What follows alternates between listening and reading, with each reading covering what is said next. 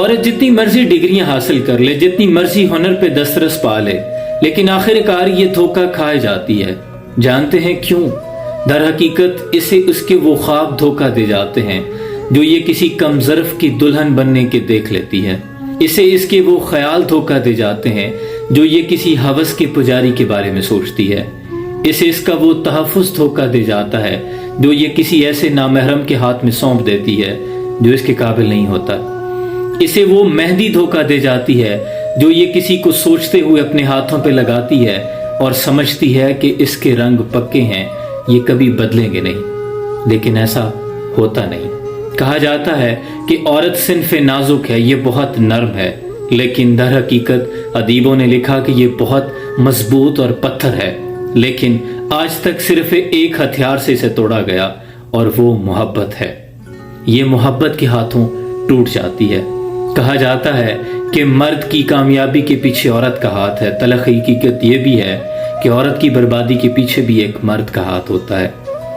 और औरत बहुत मजबूत है, हर चीज से लड़ सकती है, लेकिन आखिरकार एक चीज से ये हार जाती है और वो लफ्ज़ है तलाक। दुनिया में अक्सर लोग कहते हैं कि औरत दौलत की भूखी है, वो चंद एक गिनती की है, लेकिन अदीबों ने किताबों में हमेशा यही लिखा कि औरत मोहब्बत, इज्जत और एहसास की भूखी है।